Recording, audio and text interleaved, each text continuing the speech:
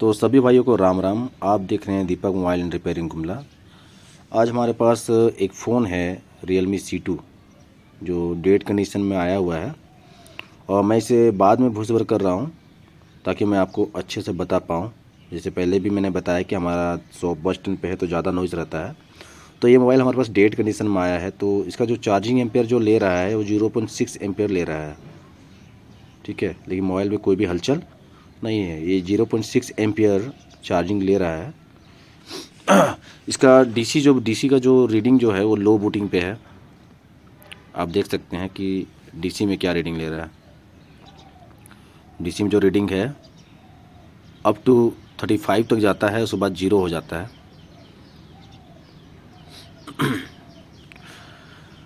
तो आज आप इसमें देखेंगे डिटेल से कि किस तरह से हम इसे रिकवर करते हैं। कोई भी डेड फ़ोन आए तो स्टेप बाय स्टेप कैसे हमें जाना चाहिए, और एक छोटा सा जो छोटी सी प्रॉब्लम आपको कितना घुमा सकती है, कितना परेशान कर सकती है, आप इस वीडियो में देख सकते हैं। और हमने ये वीडियो आपको समझाने के लिए प्रॉपर बनाया हुआ है। आप इसको स्टेप बाय स्टेप देखिए, इसको स्किप मत कीजिए। इससे क्या होगा, आपको प्रॉपर ट्रेसिंग का पता चलेगा। सबसे पहले हम लोग वीबेट का GR लेंगे। यहाँ पे आप देख सकते हैं कि वीबेट का GR एकदम सही है, कोई भी परेशानी नहीं है। वीबेट में GR ओके है। आगे हम अभी हम इसका कूल टेस्टिंग कर रहे हैं। आप देख सकते हैं कि BPH का GR भी सही है। अब सारे बग कूल का भी GR हम लेते हैं। आप देख सकते हैं सारे बग कूल का GR भी एकदम ओके है, कोई भी परेशानी नहीं है। थोड़ा हम साइड के कैपेसिटर में भी देख लेते हैं कि क्या कहीं शॉर्टिंग तो नहीं है।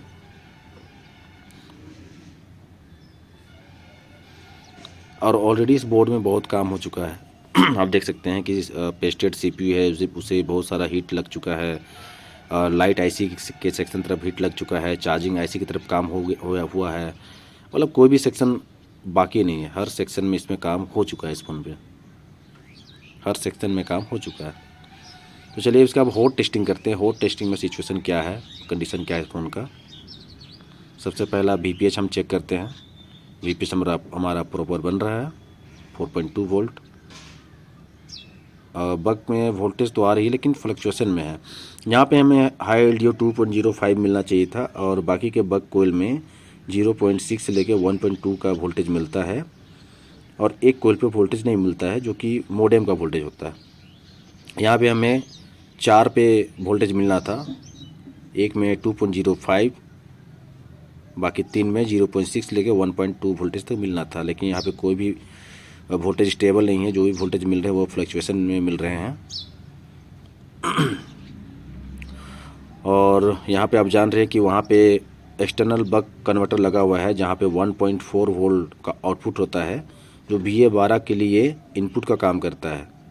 ठीक है, यहाँ पे क्योंकि आपको पता है कि MT6357 CRB उतना कैपेबल नहीं है कि सारे वोल्टेज खुद ही बना पाए, इसलिए यहाँ पे एक्सटर्नल बक कन्वर्टर लगाए हुए हैं, जो हमारा VS1 जो होता है उस एक्सटर्नल बक कन्वर्टर का इनपुट होता है, और वहाँ से 1.4 वोल्ट आउट होता है, जो कि VA12 के लिए इनपुट का काम करता है। वहाँ से आपका 1.2 वोल्ट आउट होता है। तो यहाँ पे हम लोग क्या करते हैं कि सबसे पहले हम लोग यहाँ पे छोटे काम से शुरुआत करते हैं। सबसे पहले PM का हम उठाने के बाद यहाँ पे कुछ हमने GR लिया। यहाँ पे हमें एक लीकेज मिला, ठीक है, जो कि भी सिस्टम में लीकेज यहाँ पे पाया गया, जबकि इससे पहले हमने देखा था कि हमारा जो BPH का जो लाइन है वो प्रॉपर था। लेकिन PM उठाने के बाद हमें यहाँ पे एक लाइन शॉर्टिंग मिला। तो हमने इसे थर्मल पे भी देखा, और एकदम माइक्रो सेकेंड में वहाँ का जो शॉर्टिंग था वो गायब हो गया, कुछ भी हमें शॉर्टिंग वहाँ पे नहीं मिला। तो हमने डिसाइड किया कि एक बार PM रिप्लेस करके देखा जाए। तो हमने यहाँ पे नया PM लगाया है, नया पावर IC लगा दिया यहाँ पे, क्योंकि ये IC ज़्यादातर ख़राब होती है। तो फर्स्ट स्टेप था कि हमने एक बार, क्योंकि हमारे पास IC अवेलेबल थी, तो हमने एक बार इसका रिप्लेस करके देख लिया हमने। तो यहाँ पे देखिए अभी VPH 3.6 पे आया है और बिना विदाउट फ्लक्चुएशन है, लेकिन वोल्टेज हमारा कोई भी यहाँ पे बक वोल्टेज कोई भी हमारा यहाँ पे सुधार नहीं हुआ। जो सिचुएशन पहले थी अभी भी वही बनी हुई है, इसमें कोई भी सुधार नहीं है। हम कोशिश कर रहे हैं कि कहीं पे शायद शॉर्टिंग मिल जाए, लेकिन कहीं पे भी शॉर्टिंग हमें नहीं मिल रहा था। आप लास्ट तक देखेंगे तो आपको समझ में आएगा कि किस तरह से कभी कभी आपको एक छोटी सी प्रॉब्लम पूरा मदरबोर्ड में घुमा के रख देती है। क्योंकि ऑलरेडी इसमें CPU में भी काम हो, मतलब बहुत ज़्यादा हीट हो चुका था क्योंकि पेस्टेड IC था। तो अब हमारा ध्यान इसके बाद यहाँ पे जो हम अभी हॉट टेस्टिंग कर रहे हैं उसके बाद आप देख सकते हैं कि यहाँ पे कोई भी वोल्टेज प्रॉपर नहीं है, सब फ्लक्चुएशन में है, कोई भी वोल्टेज यहाँ पे स्टेबल नहीं मिल रहा है। तो यहाँ पर आपने देखा कि हमने पावर IC भी ऑलरेडी चेंज कर दिया है, उसके बाद भी सिचुएशन सेम टू सेम। अब ऐसा तभी होता है जब आपका कहीं ना कहीं शॉर्टिंग हो। तो फिर से हमने यहाँ पे PM निकाला था,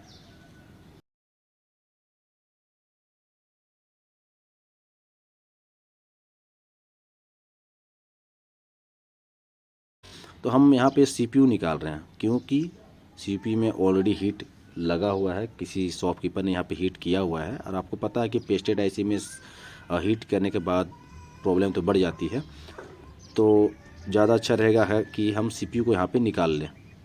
तो यहाँ पे हम अभी CPU को चिप ऑफ कर रहे हैं, ताकि मे भी अगर CPU ड्राई सोल्ड हो या ठीक है कोई बॉल अगर शॉर्ट हो गया हो जिसके कारण हमारा जो पावर सेक्शन है वो प्रॉपर नहीं बन पा रहा है। और जब तक पावर सेक्शन नहीं रेडी होगा तब तक आप आगे क्या कर सकते हैं। तो हमारा सबसे पहला जो प्रायोरिटी है हमें पावर सेक्शन को ओके करना है। तो यहाँ पे हमने CPU को निकाल लिया है।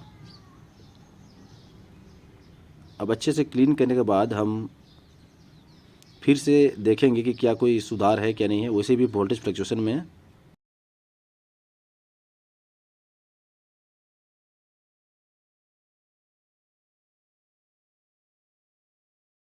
तो यहाँ पे हम पहले क्लीन कर लेते हैं।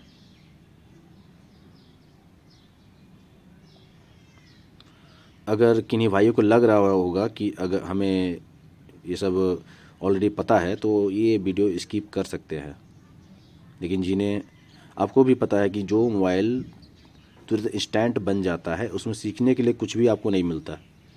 आपको सीखने के लिए उसी वीडियो पे मिलता है, उसी मोबाइल पे मिलता है जो आपको थोड़ा उलझाता है, परेशान करता है, वही मोबाइल आपको सिखा के जाता है। तो CPU हटाने के बाद फिर से हम एक बार बोर्ड को देखते हैं। एक्चुअली जब हमने PM को जब GR लिया था उस टाइम ही हमें प्रॉब्लम मिल गया था, लेकिन क्योंकि CPU ऑलरेडी हीट किया हुआ था, पेस्टेड था, इसलिए हमने CPU को भी निकालना मुनासिब समझा। अब यहाँ पे देखिए हमें एक प्रॉब्लम मिल गया था। ये जो लाइन है, अगर आप काम करते हैं तो आपको पता होगा कि VUSB की लाइन क्या होती है। MT 6357 CRB में सबसे ज़्यादा ख़राब होने वाली जो लाइन है वो VUSB की लाइन होती है। इस पर मैंने पहले भी वीडियो बनाया हुआ है Redmi 9A का, उससे भी आप देख सकते हैं। बस इसमें हुआ क्या कि बाकी सिचुएशन में क्या होता है, जैसे Redmi 9A का फ़ोन होता है या कोई अदर फ़ोन होता है, उसमें क्या होता है, हीटिंग का प्रॉब्लम होता है। अगर ये लाइन में शॉर्टिंग होती है तो उसमें हीटिंग का प्रॉब्लम होता है, लेकिन इस मोबाइल में वैसा नहीं हुआ, इसमें कोई भी हीटिंग नहीं था। तो ये जो लाइन है ये VUSB के लाइन है, ठीक है। ये हमें शॉर्टिंग मिला। तो हम ये जो कैप है जो यहाँ पे मैं आप देख पा रहे हैं, ये कैप हम एक बार हटा के देखेंगे, और अगर ये ख़राब हुआ तो इसे हम रिप्लेस भी करेंगे। तो आप वीडियो में बने रहिए, आप देखिए कि ये कैसे रिपेयर हो रहा है और कैसे ट्रेसिंग तक, कैसे हम इस तक पहुँचें। इसलिए जब भी आपको कहीं पे शॉर्टिंग ना मिले, अगर आप पूरे मदरबोर्ड पे नहीं ढूंढ पा रहे हैं, तो एक बार आपको PM का GR लेना है। हमारा मकसद CPU को निकालने का यही था, क्योंकि CPU में ऑलरेडी हीट जा चुका था, तो कोई ना कोई प्रॉब्लम ज़रूर होता, तो CPU को निकालना ज़रूरी था। अब मैं आपको वो जो शॉर्टिंग है वो हमने हटा दिया है, कैप हटा दिया है। उसके बाद हम यहाँ पर चेक कर रहे हैं। आपको मैं अभी मल्टीमीटर में रीडिंग के साथ दिखाऊंगा कि हमारा अभी प्रॉब्लम सोल्व हुआ या नहीं, पावर रेडी हुआ या नहीं।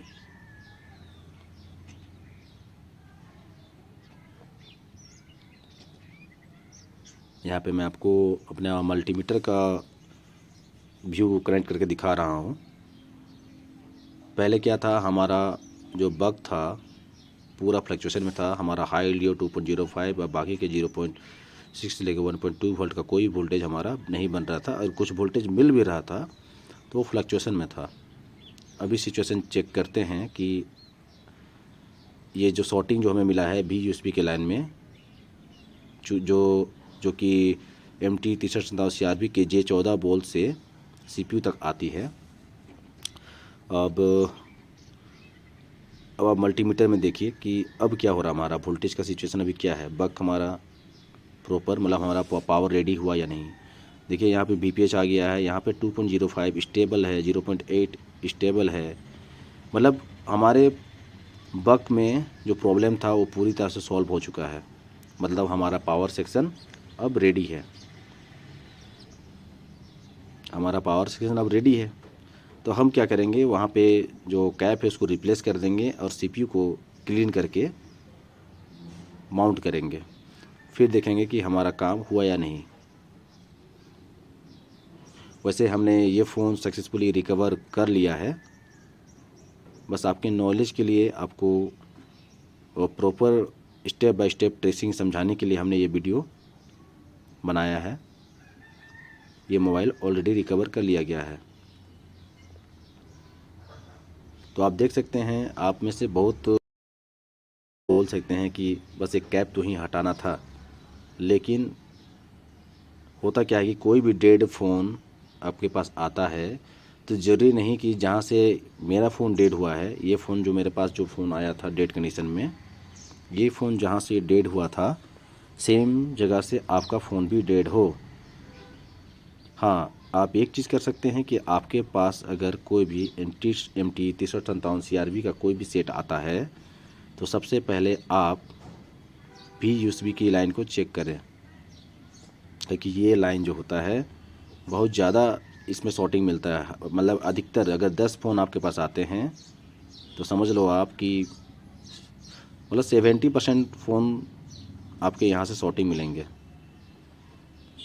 तो आप ये चीज़ इस वीडियो से ये चीज़ सीख सकते हैं कि जब भी आपके पास MT 6357 CRB के कोई भी हैंडसेट किसी भी ब्रांड के आए तो एक बार आप VUSB का लाइन ज़रूर चेक करें। और अगर उस लाइन के कैपेसिटर को हटाने के बाद भी आपका शॉर्टिंग नहीं जाता है तो उसे कैसे सॉल्व करना है, आप हमारे इससे जस्ट पिछले वाले वीडियो जो Redmi 9A का जो हमने रिपेयर करके डाला था और अच्छे से समझाए हुए था, आप उस वीडियो को फॉलो करके इजीली रिपेयर कर सकते हैं। और इसी तरह के लेटेस्ट नॉलेज, लेटेस्ट ट्रिक के लिए हमारे चैनल को सब्सक्राइब कर सकते हैं और अपना प्यार बनाए रखिए। तो यहाँ पे आप देख सकते हैं कि हम यहाँ पे CPU को हमने क्लीन कर लिया है और यहाँ पे हमने रिवॉल्व करना शुरू किया है। रिवॉल्व करने के बाद हम इसे मोबाइल पे माउंट करके देखते हैं कि क्या होता है।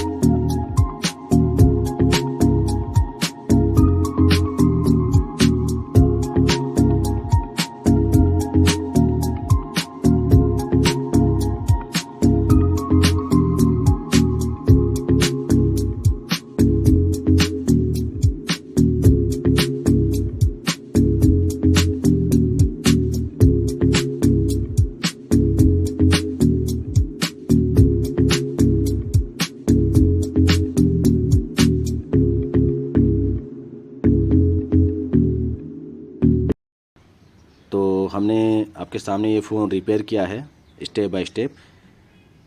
अब इसे हम ऑन करके देखते हैं कि क्या मोबाइल हमारा हो पाया है।